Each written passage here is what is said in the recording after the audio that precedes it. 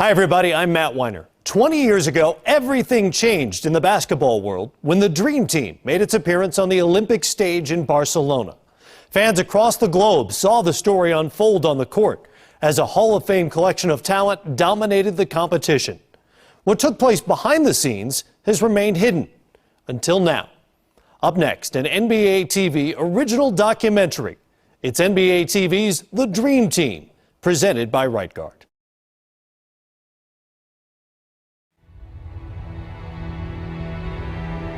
Why do people talk about dreams so much in sports? Dream seasons, dream matchups, dream opportunities. They do it because so much of sports is about imagining what you want things to be like. If only the setting were just right. It was one of those times none of us will ever forget. The characters just right. I don't know anything about Angola, but Angola's in trouble. The timing just right. 11 Hall of Famers. I don't think you can ever do that again, at no point in time. If only it could all be the way you might have dreamed it up yourself. Are you filming? Yep. That was the most exhilarating 15 seconds of my life. People perceived us as being superheroes. Please, Michael Jordan! No Isaiah Thomas stuff. No Isaiah Thomas question. Cool. We became a team, and that team just stomped on everybody. This never happened in sports. Nowhere. Well, I figured eventually there'd be a movie made about the Dream Team. This group may well be the greatest team ever assembled in the history of team sports.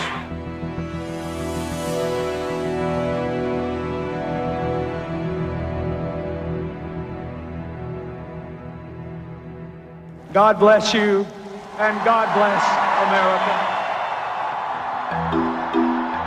America. 20 years can go by pretty fast, and the world isn't going to stop and wait for you to remember what it used to look like. 1992 was a time of change.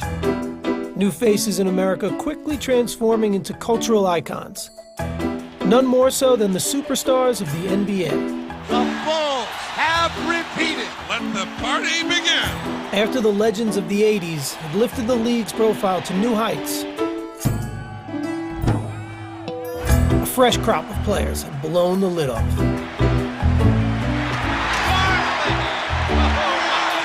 Here's Hewitt.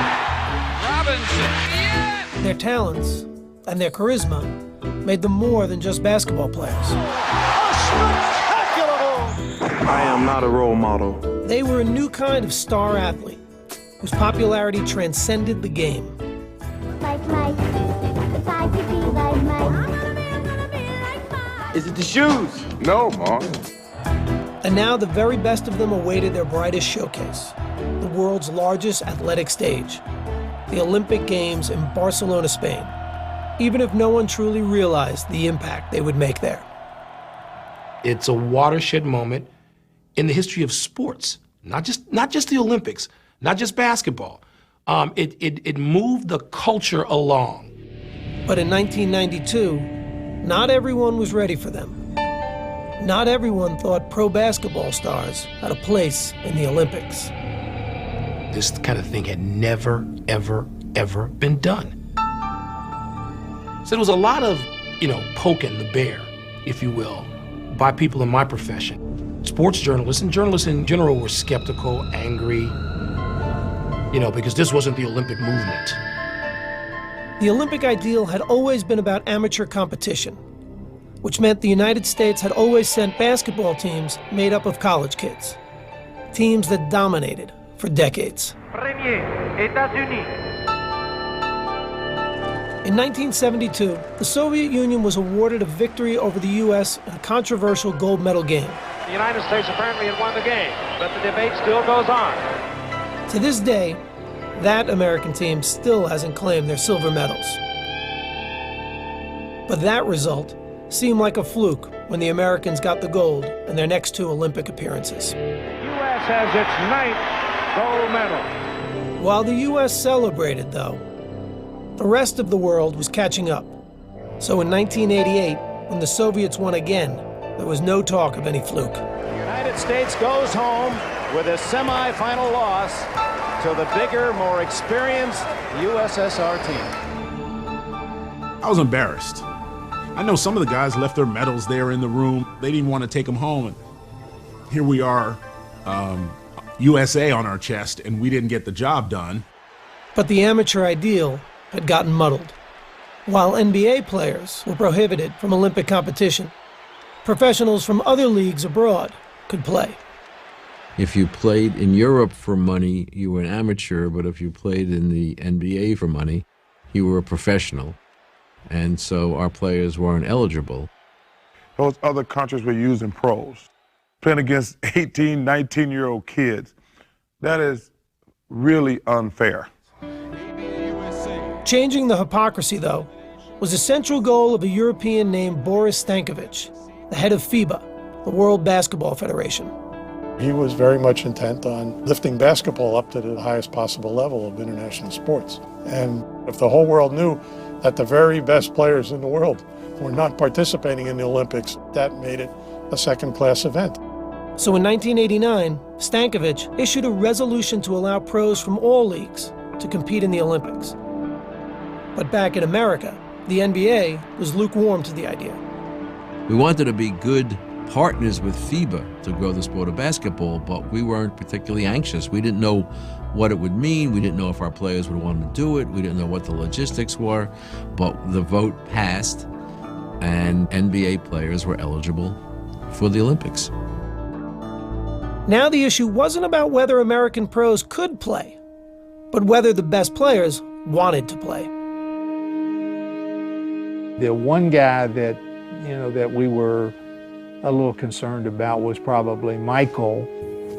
The thought back then was Michael Jordan plays 36 holes of golf 90 days during the summer. What the hell is he going to be doing playing basketball? I was hoping they would not ask me to participate. And I was trying to figure out a way graciously that I could decline. I'd done the Olympic thing before, and when Rod Thorne called me and asked me, I wasn't gung-ho about it. My appeal to him was, you're the top player in the world. This is bigger than the NBA Finals, and, we need you. His thing, well, who else is playing? I mean, are all the good players going to play? I'm not going to play by myself. So Michael Jordan waited to hear more, and Rod Thorne made his next call. It was a no-brainer for me. I was in from day one. And I figured if I jumped in first and said I wanted to play, that would get guys to want to participate as well. I think if Magic wasn't on that team, I don't think it would have been as spectacular as it was. And to finish out our careers, that was important for both of us. Once you get guys like Magic and Larry committing to the team, then all of a sudden it becomes something very, very special. Representing the USA is already a tremendous honor, but to know that you're going to be on a dream team is a once-in-a-lifetime experience. Magic, Bird, and David Robinson weren't alone in their pride. They called in the big guns. We're the Navy SEALs that we had to go over there and kick butts and take names. With those stars and the Utah Jazz tandem of John Stockton and Karl Malone, the dream team was starting to take shape.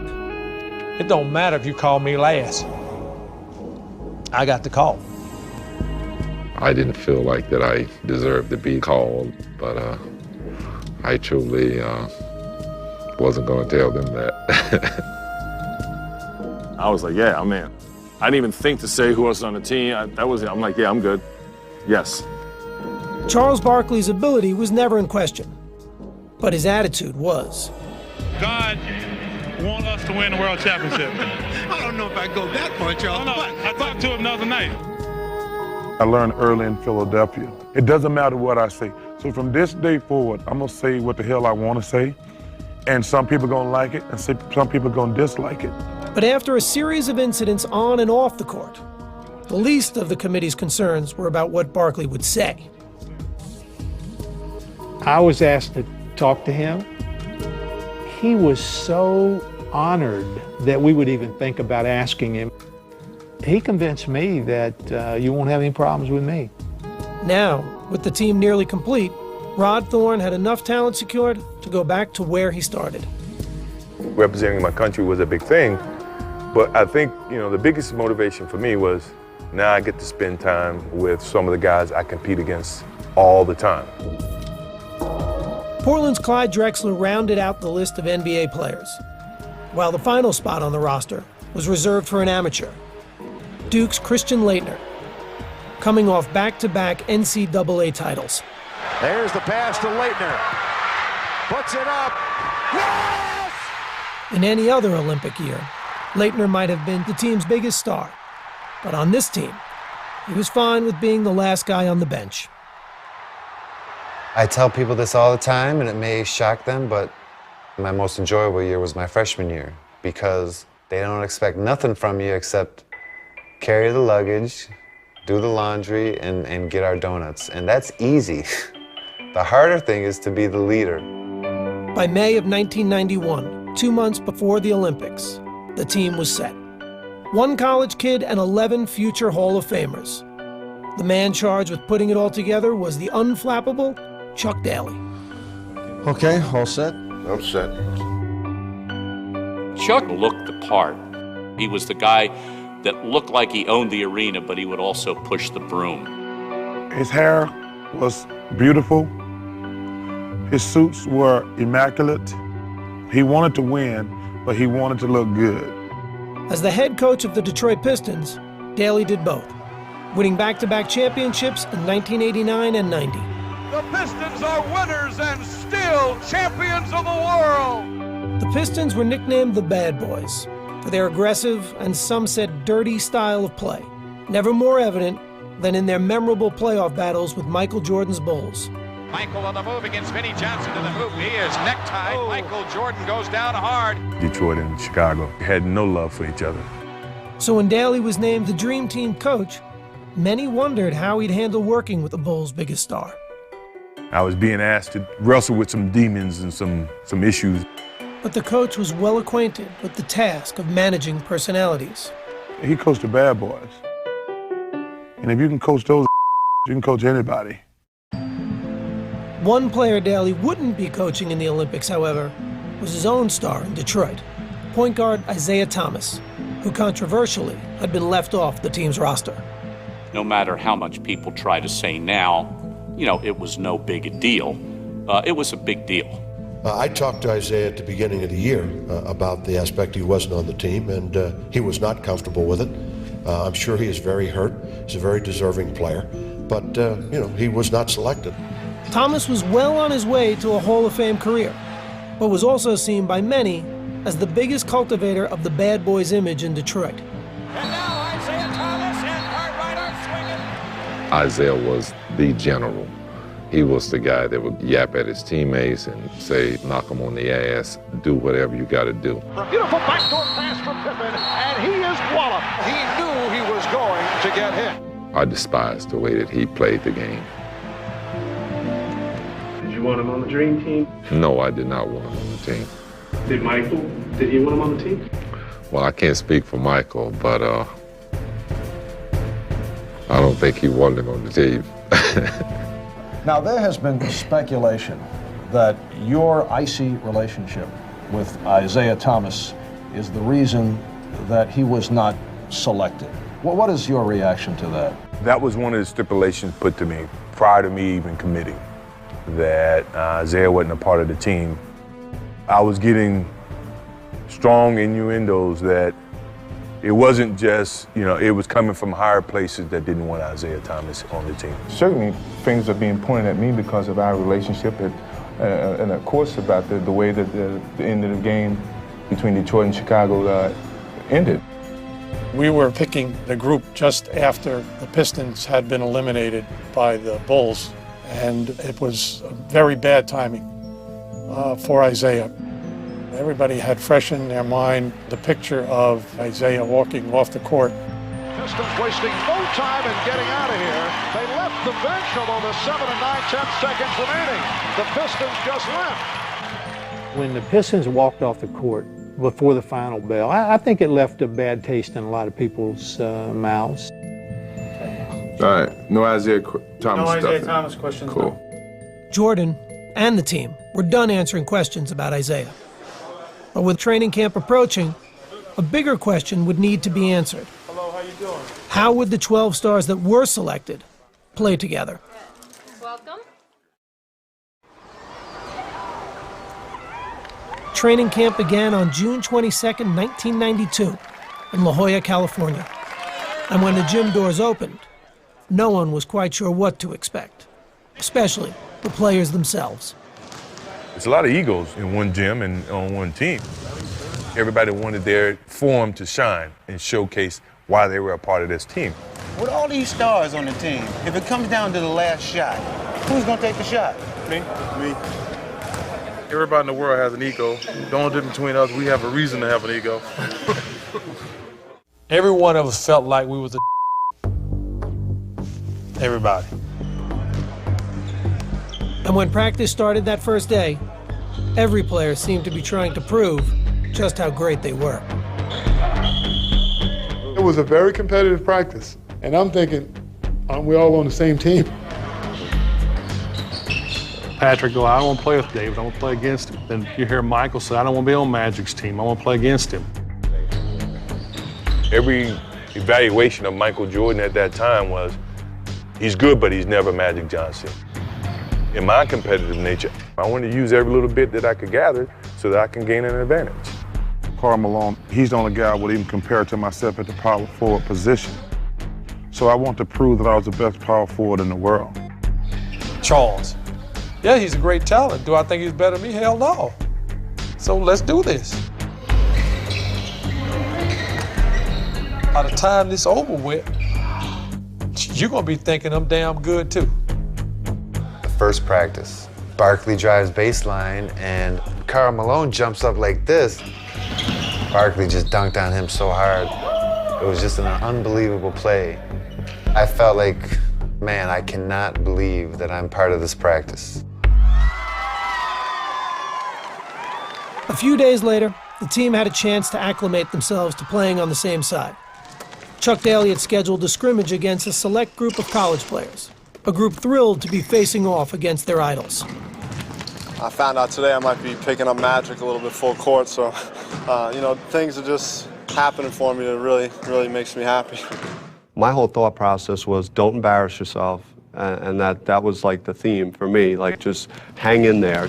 A lot of those people that I've looked up to, Barkley, Malone, a lot of those people talk confidence, and I think it's going to be a good matchup, There's no advantage on either side. For the college players, it was a chance to see how they'd match up against the world's best. For Coach Daly, it was an opportunity to get his stars to grow into a single unit. I think we're somewhere between the mentality of an all-star game and trying to come together as a team. So we've got to continually work on this. Daly had been hired for his ability to manage personalities and egos. And when the scrimmage began, it became apparent that his players had left one of their biggest weapons, those egos, somewhere else. The non-fan would think, well, they're going to go in there and they're each going to want their own ball, and Jordan's going to be hogging the ball, and Magic's going to be dribbling all over the place. Point of fact, it was the exact opposite. They overpassed. It was like, I don't want to start it off. You do it. And before you realize it, the select team was beating us by 10. We didn't know how to play with each other. We didn't want to step on anybody's toes or hurt any egos. So these young kids, they were killing us. We were not into it, and we paid for it. Chris Webber was a man. I thought, boy, that's the guys coming this league, I could get out of here. Bobby Hurley was dominant. I did have some success penetrating and collapsing the defense, and our energy, our excitement to play, all those things played in our favor. Bobby Hurley didn't play 2 seasons in the NBA. Nevertheless, it did expose the one weakness they could have had, which is defending against quick guards. They were playing great. Then I noticed that Michael Jordan's not playing. I'm saying something. Chuck, then he said, we're all right. Yeah, we're all right. Daly watched as his players failed to make up the deficit. And in their first taste of outside competition, the Dream Team lost. A story their coach didn't want the press to get their hands on. I remember Chuck saying, as soon as the game ended and we were getting ready to let media in, it was erase the scoreboard.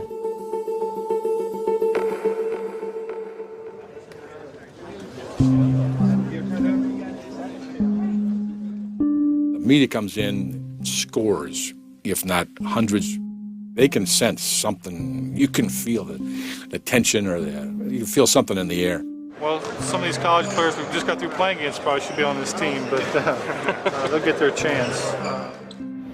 The teams posed for a picture together, both not sure what to make of what had just happened. But the man in charge may have had the answer. He threw the game. You know, Chuck threw the game. If you look how much Jordan played and how he subbed guys in, not picking up, not making any adjustments, he knew what he was doing. It was legit. It felt tremendous. You know, what we were doing that day, you know, they couldn't stop it. There are kids who believe in Santa Claus too, and the Easter Bunny, and now that they've grown up, I hate to burst their bubble, but it was a game thrown. Not many people would have done it, and he did it. It was gratifying to Chuck for us to get our butts beat like that, because now we had to listen to him. From then on, he had a way of just saying, you know, you could lose. After fixing his collars and his hair, his speech was, anybody can get beat, so you gotta be ready to play. And I think that's the only speech he ever gave us. The message got across. I mean, you know, Chuck couldn't have been happier, I'm sure. It was brilliant on Chuck's part to be able to orchestrate that and play along like he didn't. Why didn't he tell you guys? We probably would have screwed it up. The next day, training camp ended with a rematch against the college kids. And once play started, everything made sense again. The tables were turned drastically. We showed them why we are who we are. We pretty much beat them by 100. They couldn't score. And by the way, Jordan played a lot more that next scrimmage.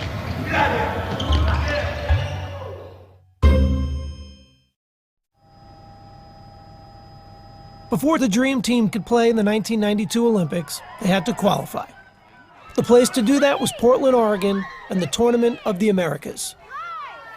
It would be the public's first chance to see the NBA stars together in a game, especially Jordan, Bird, and Magic. Daly had asked all three to be team captains, but Jordan had turned him down. I knew how much it meant to both of those guys because they never had the opportunity to play on the Olympics. So I'd say, you know what, Chuck, don't worry about me. You know, let these old dogs do it. Magic and Bird weren't just the team's oldest players. They were also the most revered. They had entered the league together in 1979, embarking on a rivalry that had redefined the NBA. And along the way, their personal admiration for one another had grown. Magic's just a great basketball player. He's the best I've ever seen, you know. Unbelievable. I don't know what to say. In 1992, they'd be getting the chance to share the ball. But the opportunity would be coming at the end of their careers. Bird had given his soul to the game. But after so many years, his body was betraying him. Had back problems. It just gets to the point where you just couldn't play. I mean, you couldn't think, couldn't move, couldn't run. You know, if you can't feel your feet, it's hard to run. Larry was on the fence because of his back, so I said, man, LB, you gotta play, man. You gotta play. This is our last chance to be together. Magic would be able to convince his old friend to play. But at the start of the 1991-92 NBA season, he was forced to retire after learning he had the HIV virus. Doctors would eventually clear him to play in the Olympics, though that didn't stop fears from swirling. There's a lot of players that really didn't want him to play, didn't want to play with him or against him, because nobody knew what disease meant. You know, they say you get a little blood on you, you got HIV, or you breathe on you, you know. I never bought any of that, you know. You just keep going. And that's what Irving decided to do, just keep pushing, keep going. 6, 5, 3-pointer, yes, oh my! Magic had made a cameo in the 1992 All-Star Game and had focused his attention on the Olympics, hoping for an encore of a lifetime alongside his old rival. Our careers were really over, and it was something I thought needed to happen for both of us. Their debut would take place at Portland's Rose Garden, with their team needing to medal in the Tournament of the Americas to qualify for the Olympics. That seemed like a foregone conclusion to just about everyone, including their first opponents, who were completely in awe before the game even started. The Cuban team spontaneously drops to its knees as if 12 popes had come by on Easter Sunday. At that point, the idea that this is merely a basketball game has been ripped asunder. It was a surreal feeling. You're like, dude, we're here to kick y'all behind. And they want to take pictures with you. Then the game begins. Magic and Larry come out together, two guys that had saved the league. They wouldn't even be playing this game without those two. And Magic passed the ball. Larry makes the first basket. Bird backing in, goes to the fadeaway. I mean, you know, it just didn't get any better than that. The U.S. was off and running, and the result was a thing of beauty. Johnson leading the break, finds Robinson. And no one seemed more excited to be sharing the court than the co-captains.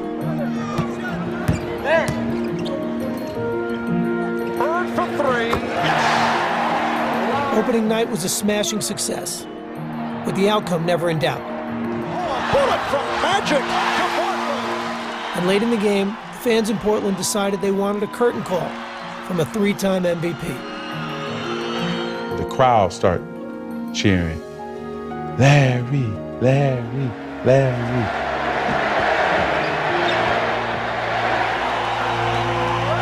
Crowd reacts to the entrance of Larry Bird, a standing ovation. And as he'd done so many other times in his career, Larry Bird rose to the occasion. Jordan with the behind-the-back save. Here's Bird. Yes. You just knew that Larry Bird was not going to miss that shot. It was a virtually flawless performance. The final margin of victory was 77 points. And Magic and Bird had led the way. For Magic in particular, after a year out of the game, the victory had a special kind of meaning. Living with HIV, never even thinking that I would ever have a chance to play basketball again, and then basketball for the United States. It was therapy for me, and I needed that in the worst way. And then there was the matter of making sure Michael Jordan knew he was back as well. Yeah, you hear what the captain said? The captain say, sit down, or this boat is going to sink. That's right. Have a seat, because you're going to fall, and then that's going to happen. That's the seniority right there. I know it. With Magic and Michael, there was that little extra something there, you know, and something kind of to prove to each other. I took it upon myself to always shoot with Michael. Okay, MJ, free throws today. Who was the first one to 50? Or we had little games, who was the better shooter? You know what you got to do. Know what you got to do. Here it is.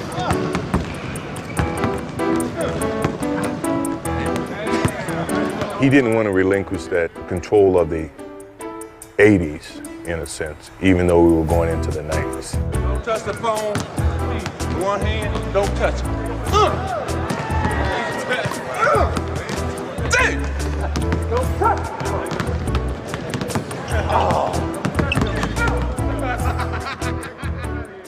You know, he just come off missing a whole year. So it was who can win, who's going to have the bragging rights by the end of this trip. You can't get too close to Michael, it's a foul. You haven't committed a foul in almost a year and a half, man. How can you talk? Michael's always tried to let people know that he's the top dog in whatever. That's just his competitive mode. I'm the young guy with the elder statesman. These old guys, they got arthritis. They can't stand in one spot too long. He's a young puppy. I'm the big dog here. Whatever I say goes. While the winner of Magic and Michael's "Can You Top This" challenge remained in doubt, when it came to facing the competition in the Tournament of the Americas, the team stood united. When we took the court in Portland, which, you know, we're on home ground, we wanted to showcase to the fans who would be representing them. The lead is 30. Steele. Jordan. I'm going to send a message around the world today that y'all can give it up. You foreigners can give it up. Mullen with the steal. Stockton has Mullen. Goes the other way. Stockton set him up perfectly. The Americans won their 6 games at the tournament by an average of 50 points. All right, Larry, your impressions of tonight's game? The gold medal was no surprise. But what was unexpected was the team's interactions with their opponents, who showered them with adulation before, after, and even during games. Magic Johnson and Oranga shaking hands after the shot. The Tournament of the Americas had served its purpose. The U.S. had qualified for the Barcelona Games and given the world its first glimpse of what was coming later that summer. I just want to say this is just a small step to what our goal really is, to get to Barcelona, win the gold medal, and bring it back where it's supposed to be. Thank you.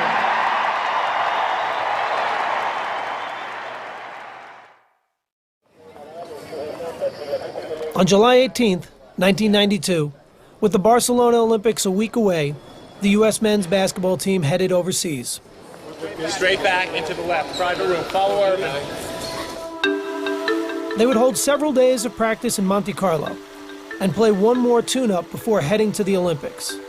The luxurious setting on the Mediterranean Sea was fitting for what already may have been the world's most famous team. Monte Carlo is one of those glamorous cities, and here we were with the most glamorous team ever. So it's kind of a rock star-ish kind of a thing. The players were relaxed and confident, and willing to admit there was more to the trip than just basketball. I don't worry about playing basketball. That comes natural. I just want to have fun. David Robinson, Patrick Ewing, Michael Jordan. This is like spring break in the ghetto. The opulent resort town was a playground waiting to be explored. And the players weren't shy about enjoying themselves. Are y'all filming me? Now look. The scene in Monte Carlo was great. It was just breathtaking. I was down on the beach just kind of trying to enjoy some of the scenery. Look at this. It's paradise. I think every team in the NBA should train here, actually. They need to get a team here. Every day we got back to practice, we made a beeline to the swimming pool because all those girls were laying out topless. I'm going to be in that pool so much in the next 2 days. I don't think I'm on the swimming team in Barcelona. We're all out there with our significant others and all these women walking around topless coming, can I have an autograph? So I signed it and Michael pops me and tells me, see, usually you tell everybody no, but because this lady coming over topless, you're going to sign her autograph. My wife looking at me like. The best part about it was Patrick Ewing buying the beer at the pool. You know, $7 a beer, I never heard of that. Of course, Patrick didn't drink, he didn't know how much beer was. One thing you don't want to do is drink beer with Larry Bird. And Larry Bird drinks Budweiser, which Budweiser is the strongest beer in the world. And my head hurt for like 2 days. They were used to being opponents, but Monte Carlo was proving to be the perfect place to find common ground. I got the coach, that means we get to go first. Michael Jordan enjoys his golf, as did Chuck Daly. I got the coach with me, man. I got carte blanche, you know what I mean? Michael and Chuck played almost every single day, if not every day. Come off the hill. That may be green, Chuck. Chuck was playing his practice schedule around our golf time. That, to me, was ideal. Play a little bit of basketball, play a little golf, and you're in Monte Carlo. Yeah, it sounds like a basketball. The relationship that a head coach has with his main guy is incredibly important. Chuck's ability to get Michael is amazing because think of how bitter enemies they had to be. Chuck devised the defense that drove Jordan out of his mind. And yet, here they are playing golf together. Jordan could really have unbelievably bad feelings towards Chuck. Chuck understood that, and he embraced them. Chuck, yeah. I mean, I gotta give you this. I gotta give you. Well, you shoot 72. I watched that. That was a bonding thing for me and Chuck. Always been a thing that I treasure just as much as being a part of the team. For Jordan, golf was only one part of the whirlwind schedule, which his teammates were discovering was just the way he liked it. What are you doing today, John? What you gonna do? You wanna sleep? I remember thinking that. Does this guy ever sleep? Golf, 36 holes. I'm playing it tomorrow, too. He would do more things and be ready to practice and play as much as anybody. Michael Jordan. The thing that I remember the most was going out and playing golf with Michael Jordan before a game. And I thought, and I'm going to be exhausted tonight. And Michael just had ridiculous energy and was phenomenal. I felt like I was running in quicksand a little bit. And so, it gave me a whole nother level of respect for kind of the freak of nature that he really is. Grab that plate of food, Jim. We played cards in Magic's room till 5 o'clock in the morning, pretty much every night. It was so much fun. Right, homie? Yeah, I'm tired. He's like a bionic guy, or he'd play cards, play golf, play basketball. Jordan going all the way. I don't know when he ever slept. Finally, after a ball game, he was just lying down. And I looked at him, I said, I think that's the first time he's gone to sleep on the whole trip.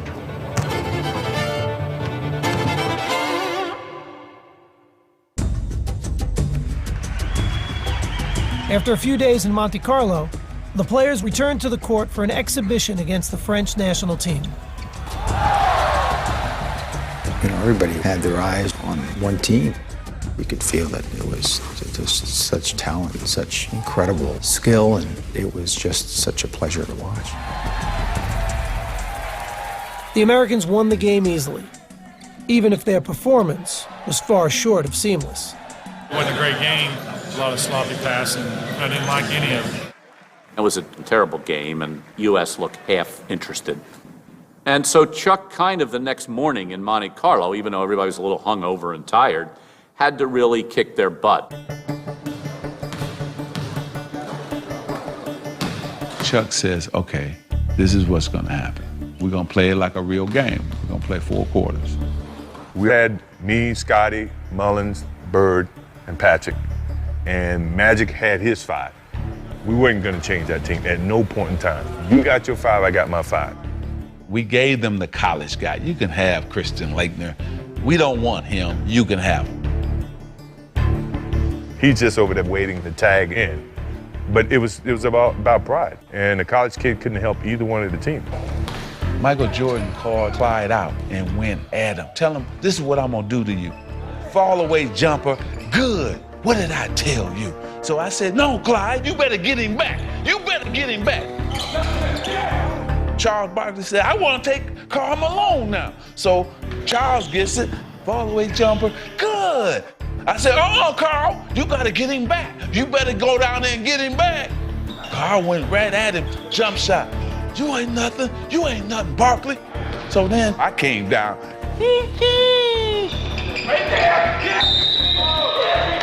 His energy is real high. He feels like he's in an opportunity to prove himself. Showcase that, hey, look, I'm still Magic Johnson. I still dominate this game. That's all right. That's all right. We go from here. Magic was saying, you ain't the guy, and we got other players in this gym. Come on, Oh, they don't be cheating on me. Doesn't take much to get Michael going. Just a little something to tweak him, and it's on. He never liked to lose. Mike always got that look. When you see that look, then you know just get in the damn ball and get out the way. As much as it was 5-on-5, you could see in Monte Carlo that it was gravitating towards, okay, Michael and Magic. Magic was hesitant to surrender his place on the mountaintop. And Michael, being Michael, he needed to say, no, I'm on the top of the mountain now. Magic was saying, look, NBA's not yours yet. You know, I'm still here. Michael's like, no, it's over. This is mine. And the funny thing was Larry was sitting on the side going, it's his. Chuck realized the competition aspect was getting a little bit too high. Killing everybody on our squad. He wanted to end practice, but Magic didn't want to end because he wanted to keep playing because we just kicked his ass. How you like that ass kicking we gave you? Oh, no. Come on now. Well, y'all got the first quarter of practice. By the time practice was over, even Magic had to acknowledge basketball's landscape had been changed forever. Larry and I were talking, and Michael walks in, and he says, "There's a new sheriff in town." And we both hit each other like, well, he's not lying. Monte Carlo was kind of a turning point. Walls started to come down from, when you're playing against each other, you have these rivalries. These are my teammates now. They're guys that, that I'm looking towards for support. It seemed like we became more friends than anything else. The players were off to Barcelona, headed to the Olympics, unmistakably as a team.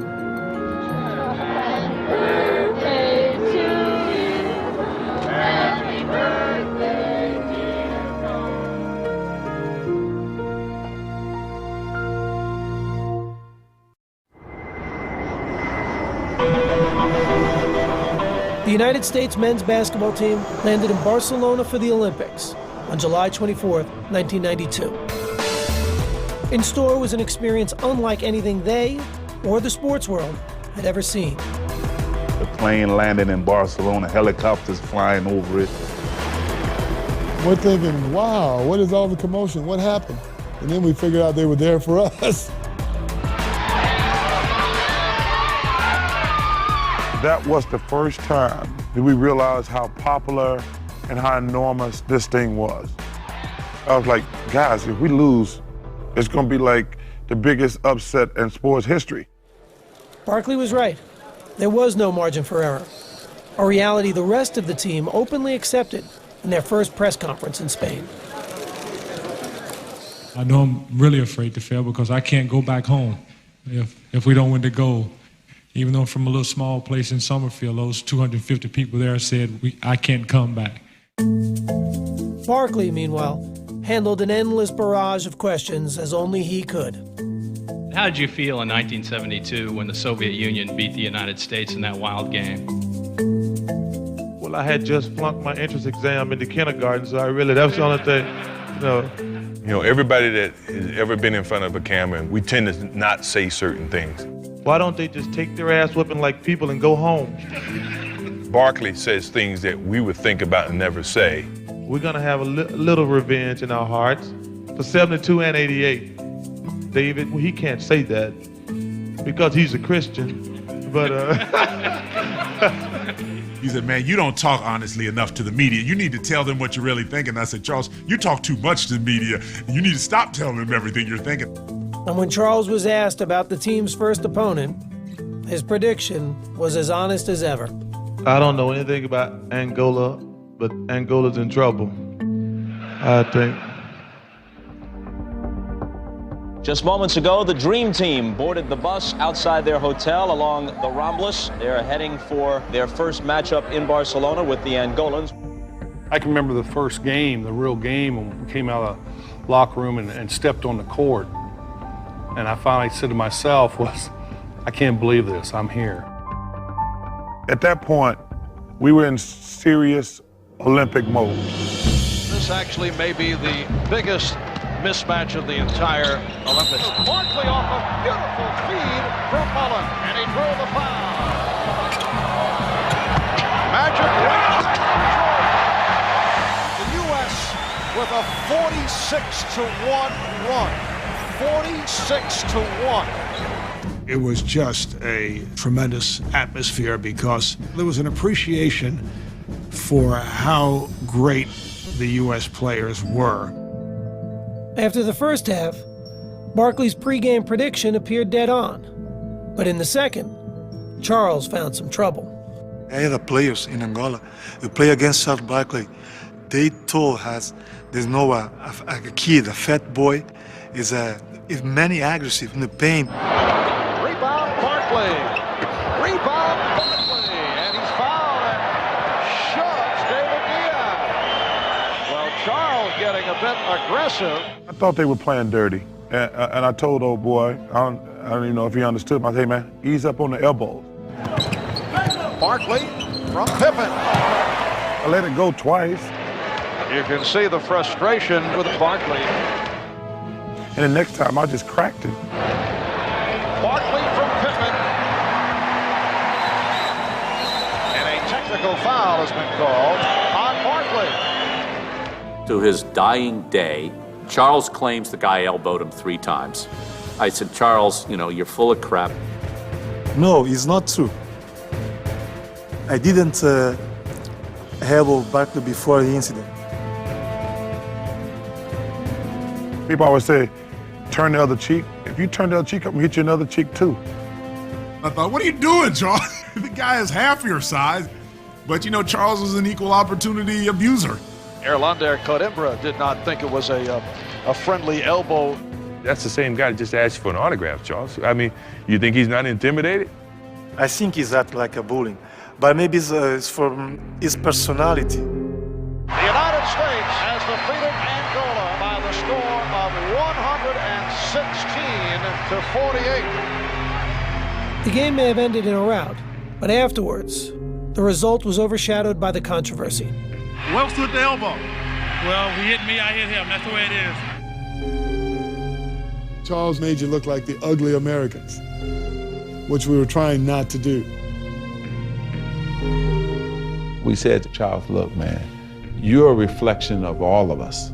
So if you do it, they're not going to write the article that Charles Barkley did. They're going to say the Dream Team.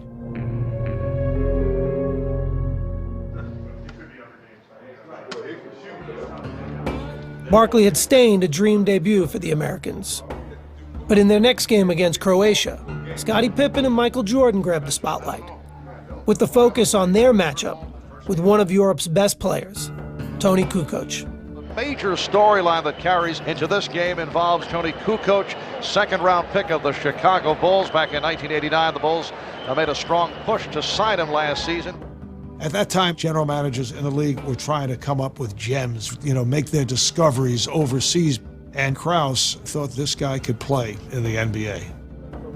While Jordan and Pippen had been winning back-to-back titles, Chicago GM Jerry Krause had been publicly wooing Kukoc to join the Bulls.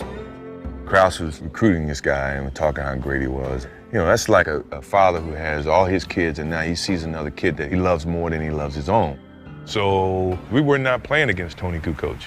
We were playing against Jerry Krause in a Croatian uniform. But unfortunately for the real Toni Kukoc, he was now the target of the world's 2 best defensive players. They was debating who was going to guard him. No, I got it. No, I got it. I'm looking at Michael and Scottie, and they're ready for, blood. Man. We knew the world was going to be watching. We knew everyone wanted to see what Toni Kukoc was like, and we were going to give him the worst experience he ever had on the basketball court. Pippen drew the initial assignment of shadowing Kukoc and harassed the Croatian from the opening whistle. It was hard to run across the half court without a ball. And with the ball, it was just, here, somebody else get it. Toni definitely wasn't getting a shot up, and he wasn't going to score. Kukoc is nothing for 4, and he's contributed nothing. We wanted to go guard him on the bench. Kukoc is called for the offensive foul, and the pressure continues. And after Pippen wore Kukoc down, it was Jordan's turn. Kukoc, stolen by Jordan. He reads it better than anyone. Slam dunk. Them dudes were all over him. Jordan rejecting Kukoc. Here's a 3-on-2. Pippen. I had questions from my teammates during the game, like, what is going on? Do you not see that they're really trying to get you off the court? And we're like, so what? I guess that's how NBA game is played. Pippen, Jordan, and the Americans cruised to another victory. This one by 38 points. But the domination had its detractors. This team of All-Stars is almost too good. Is it a positive or a negative? The question was now being asked, was the Dream Team too great for its own good? This team of All-Stars is almost too good. Some think that we should go back to the collegians. It's been too easy. I think then we ought to ban the African runners from the 10,000 meters because they make it look so easy as well. This is about our best, and this is wonderful for the sport of basketball. Irvin, there's been some comments that the Dream Team is getting all the attention, and there seems to be some resentment about it. Have you heard about it, and do you have any feelings about it? Basically, we haven't heard about it. We're just here to do our job. The media may have been looking for signs of a backlash, but in Barcelona and in the world beyond, the embrace of the Dream Team was universal. You're gonna stand out and root against Picasso? I mean, seriously. They rooted for genius at work. I kept thinking that the attention would dissipate. They're going to play the first game. They're going to win by 60. People are going to go back and watch track. Jordan in transition with the slam to give Team USA a 60-point lead. It didn't. It kept building and building and building. The U.S. with another trouncing 127-83, 127 points. Workers were trying to get autographs. The security people were trying to get autographs. All the athletes were standing on side like a parade. What a ball fake by Scottie Pippen. It is a 58-point lead. People perceived us as being superheroes. This was a blowout on the U.S. men's Olympic team. The guy on the bench is taking pictures, and I said, wow, we are having an effect over here. Wrap around pass to Drexel. Another easy victory in this, their 5th game of the Olympics. It was as if the President of the United States was in the midst of a caravan that was going through the streets. It was like the Beatles, where there's thousands and thousands of people waiting all the time. That was the most exhilarating 15 seconds of my life. We're like, wow, this is amazing. No one member of the Dream Team reveled in the Olympic experience more than Charles Barkley. After throwing the controversial elbow against Angola, Barkley had emerged as the team's most visible player. Everybody always had the same question. How much of an ass is Charles Barkley? Hey, Jack, when am I going to be on the cover of Sports Illustrated for this stuff? I should be on the Dream Team cover. And then every time you'd go spend time with him, you'd just realize that he was the most enjoyable act, not only in all of sports, but possibly in all of pop culture. Sometimes I dream that he is me. I just want to be like Mike. Right away, I told my editors, I said, well, the number one angle here is what is Charles doing? And if you wanted the answer to that question, all you had to do was follow the crowds. They're like, we don't want you guys out and about because we don't know how safe it is. And I'm like, dude, I'm at the Olympics. I'm not going to stay in my room the whole time. So Barkley strolled Los Ramblas, a man of the people if ever there was one. Man, I walked up and down the Ramblas every night, and the people were fantastic. They all wanted autographs and wanted to take pictures. We could be inside the hotel. Soon we heard the big roar. we said, there go Charles. So Charles would be walking, and then thousands would be following him everywhere he went, you know. He was the Pied Piper. Charles would go over to the village and like find the Angolan players and hang out along the Ramblas at night. He was the most memorable person of the 1992 Olympics. I just saw this touch he had. I don't think anybody else in the world could have done it beside Charles Barkley. At the end of the day, he was America's best ambassador.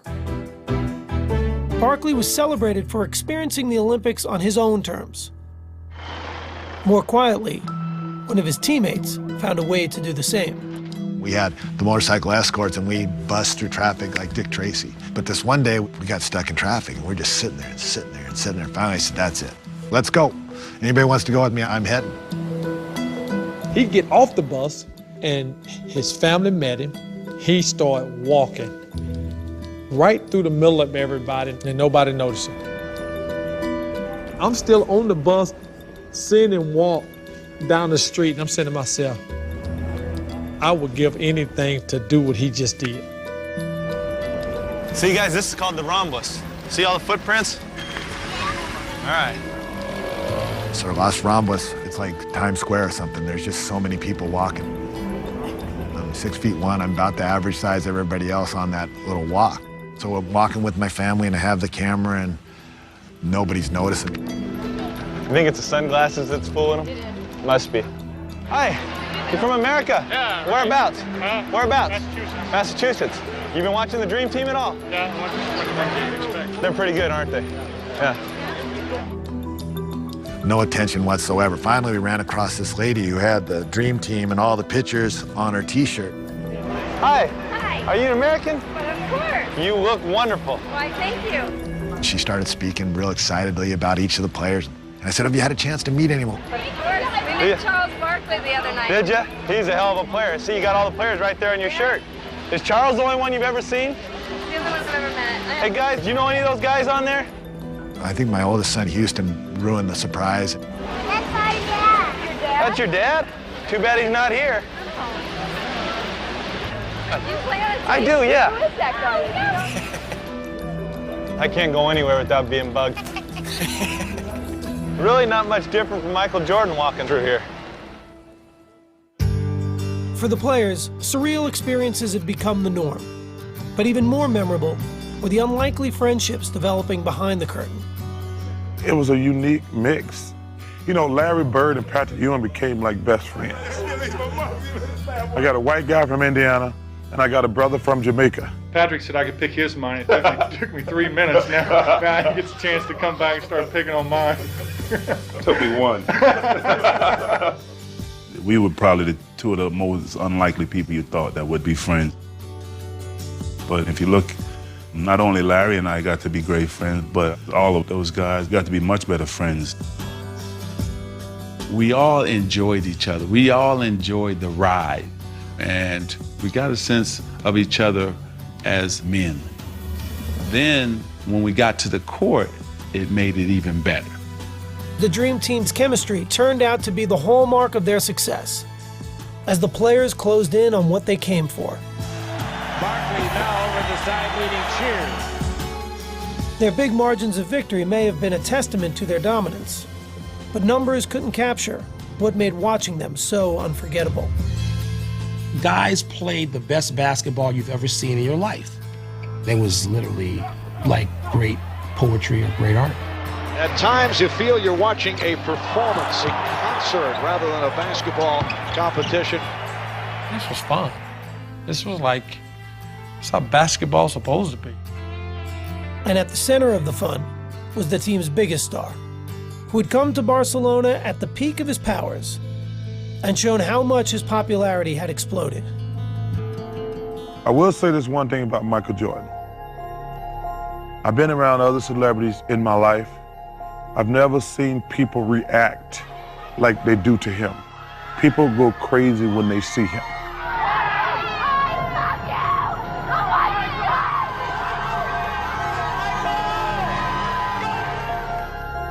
In every corner of the world, there was someone who just wanted to see him. No one had the sort of pull, the gravity that Michael Jordan had. Jordan had initially come to Barcelona reluctantly, but an early morning trip just before the gold medal game revealed how meaningful his Olympic experience had become. What time in the morning is it right now? 6:30, 6:45, 7, something like that. And I'm drinking coffee, so it's gotta be early. Can we go now? Where you from? Albuquerque? Albuquerque, New Mexico. Big fan of yours. Everyone's a big fan of yours. Your name? George Hirsch. George, how you doing? I'm doing Michael George, nice to meet you. Last night I hit my wall, man. Did you? I couldn't make a basket. What are you doing up so early? I do remember getting up early to walk into the stadium. That is the thing that I remember the most about the Olympics. Olympic Stadium. Imagine all the athletes that's been here before us. It's amazing. What about Edwin Moses? Won 122 consecutive races. I think everybody's got something to cherish. I think this is something that my kids are gonna love one day.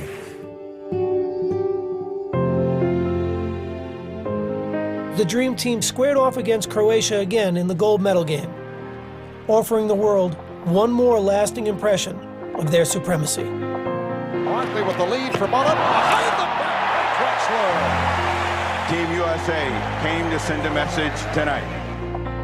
We wanted to win and we wanted to dominate, but how we did it, sharing the ball, including everybody. We did it as a true team. The U.S. has defeated Croatia 117-85, and they have won the gold here in Barcelona.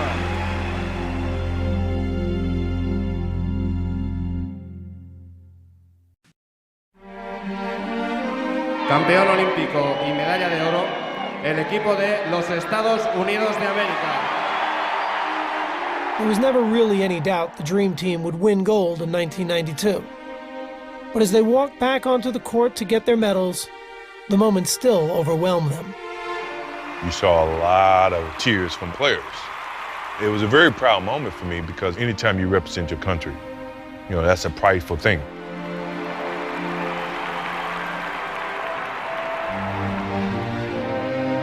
Man, sent chills down my spine.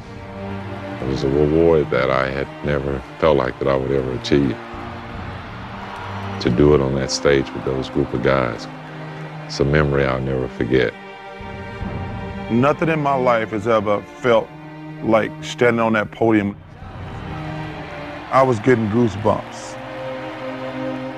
Every single time I heard the national anthem after that had a different significance to me. I knew what it really meant, you know. As a young kid growing up, I used to watch Olympics on TV with my father, and all he talked about was the Star Spangled Banner and the gold medal. It made him feel proud to be American. Being up on that podium that night and receiving it, my father, he'd been pretty proud. All those emotions just overcame me. I got to be one of the guys one more time for my country. I said, man, I'll never forget this moment. You know, if this is the end, this is how I wanted to go out. This group may well be the greatest team ever assembled in the history of team sports. But when the medal ceremony was over, another realization began to settle in. When I walked off, I remember thinking that whole dream has come to an end. The next season, every Olympian except Magic Johnson and Larry Bird would return to the NBA. Michael Jordan and Scottie Pippen would win their third title against Charles Barkley and the Phoenix Suns. On the way to 6 championships overall, the last 3 with Tony Kukoc. Eventually, other members of the team would also win titles. But each NBA player on the Dream Team would reach the Hall of Fame. Still, it's what they did together that summer that had the biggest impact on the game. An impact that continues to grow today. It really lifted basketball, and it gave birth to international stars who had nothing to do with those games in '92, but who took so much from it. We made the game a worldwide game. You know, I talked to Tony Parker, I talked to Ginobili, I talked to Dirk Nowitzki. Those guys say their first love of basketball started with the Dream Team, and I'm really proud of that.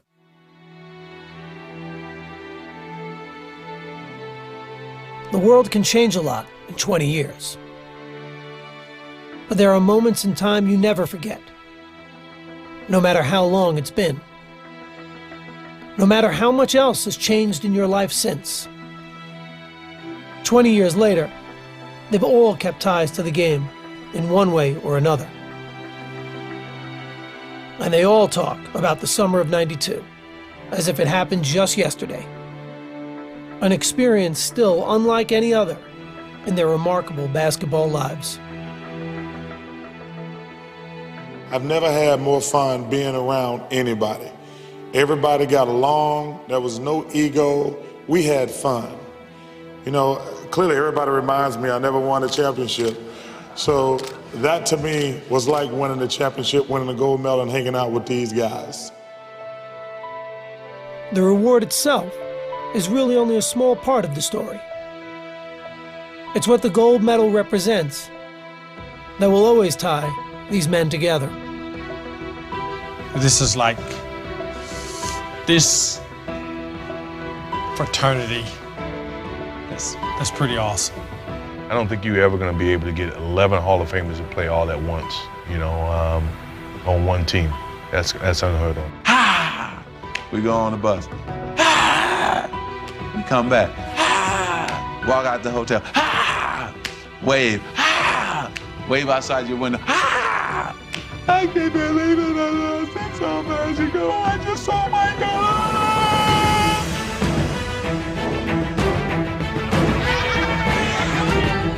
It changed sport as we know it. They showed the world how to play basketball. What other team can say that? I don't think we'll ever see anything like it again. It's an insult to compare anybody else to that team. Take a good look. Perhaps we'll never see a team this great again.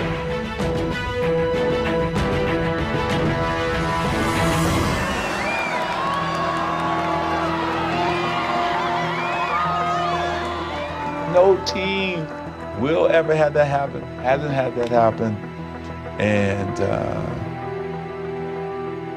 that's the Dream Team.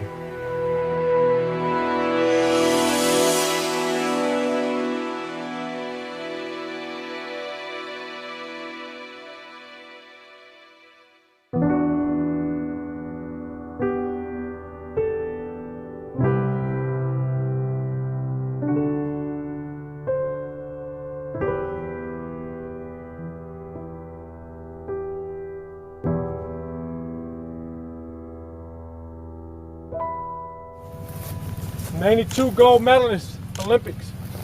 USA Basketball Dream Team, original, NBA. Hey, give me some of it.